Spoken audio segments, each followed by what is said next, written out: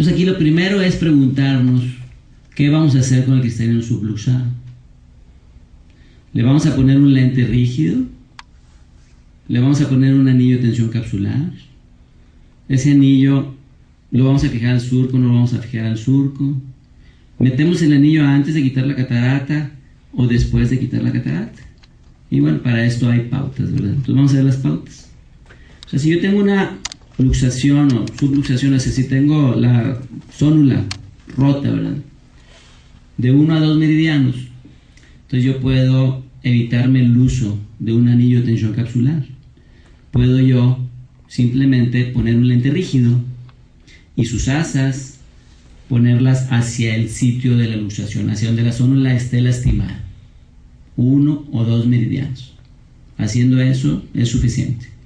Nomás acordarnos que el lente tiene que tener las asas hacia la zona débil para que funcione más o menos como un anillo de tensión capsular y pueda en cierto momento darle fuerza a esa zona que estuviera lastimada. Si tenemos de 2 a 4 meridianos, entonces tenemos que usar un anillo de tensión capsular. Pero ese anillo de tensión capsular puede que no se necesite fijar a la esclera o al surco. Si tenemos de 4 a 6 meridianos, o sea, como este paciente que es de 180 grados más o menos, entonces ya tenemos que utilizar un anillo de tensión capsular, pero aparte lo tenemos que fijar al surco, que es un anillo modificado, que los primeros fueron del Dr. Shioni, y que ahorita ya hay muchos modelos. Si tenemos más de eso, o sea, si tenemos más de 180 grados, entonces lo recomendable es hacer una extracción intracapsular de catarata, como ustedes quieran. Muchas veces, si es muy suave el cristalino, puedo meter un vitrector dentro de la bolsa, quitar todo el contenido y posteriormente ya quitar la bolsa, esto para evitar que el cristalino blando se nos vaya hacia atrás partículas. Es una técnica. Si es un paciente muy joven y está el cristalino luxado totalmente, digamos, o subluxado en 250 grados, uno puede entrar con un vitrector por una pequeña incisión y dentro de la bolsa aspirar todo el material. De esa manera evitan que pedazos del cristalino se vayan a la retina y ya posteriormente pues ya quitar la bolsa. Esa es una. Ahora, si es muy duro, si es un paciente que no está tan joven y vamos a quitar el cristalino que está suelto totalmente, que no hay manera de arreglarlo, y vamos a hacer una vitrectomía anterior, y ya después veremos si fijamos un lente al surco o si ponemos un lente de cámara anterior. Esos son procedimientos que nosotros hacemos frecuentemente en el Hospital 25.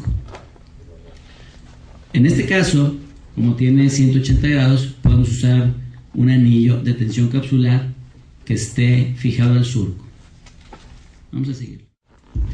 Entonces, obviamente aquí entramos y lo primero es que hacemos la vitrectomía.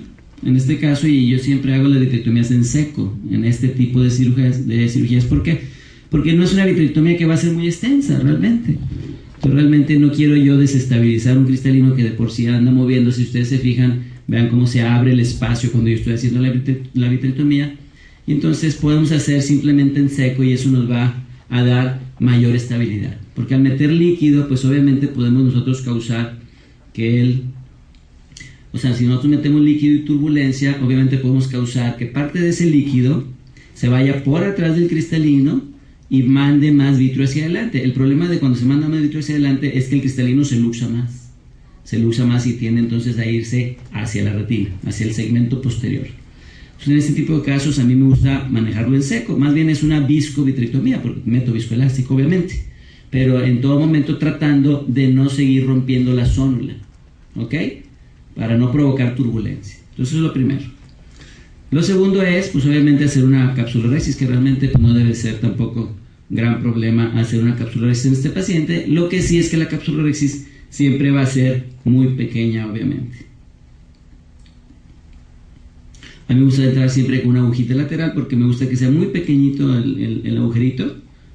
No me gusta que la perforación sea grande. Y en este momento, ¿alguien me podría decir por qué estoy haciendo 2 perforaciones con la aguja? Doctor Eliseo Vela, así como examen, ¿no? ¿Por qué, Eliseo? Vas a meter el anillo. Es una buena cuestión, o sea, el anillo de tensión capsular, ¿lo voy a meter antes de quitar la catarata o después? puede ser, o sea, ese es el motivo, que está haciendo otra. Sí, se pudiera meter antes, ¿verdad? Ahorita vamos a ver si yo decidí meterlo antes o después. Se pudiera meter antes, un anillo de tensión capsular. Se pudiera meter también después. Pero ese no es el motivo porque yo estoy haciendo una incisión aquí y otra aquí. Eso no tiene nada que ver con el anillo. ¿Alguien me pudiera decir por qué estoy haciendo dos perforaciones con una aguja ahí?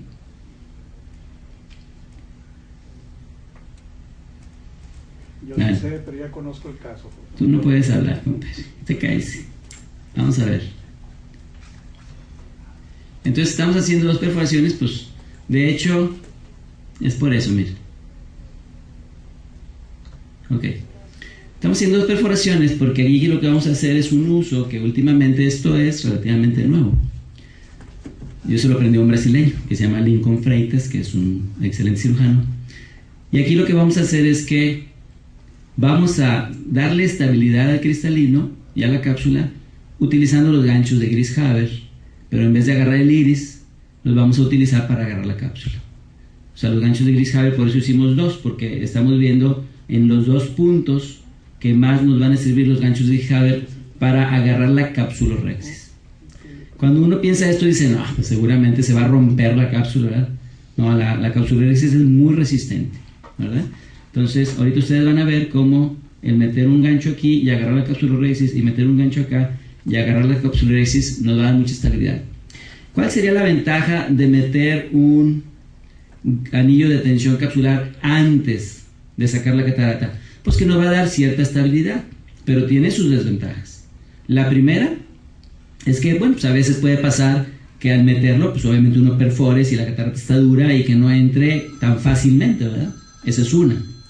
Dos, sería que al ser un anillo que va fijado al surco, pues aquí sí no funciona muy bien, porque es un anillo más bromoso, que aparte tiene una asa que va a quedar salida y que nos va a estorbar realmente en forma mecánica para hacer nuestra faco, ¿verdad? O sea, no es tan sencillo, porque aparte de ese anillo va a tener que llevar unos hilos para fijarlo.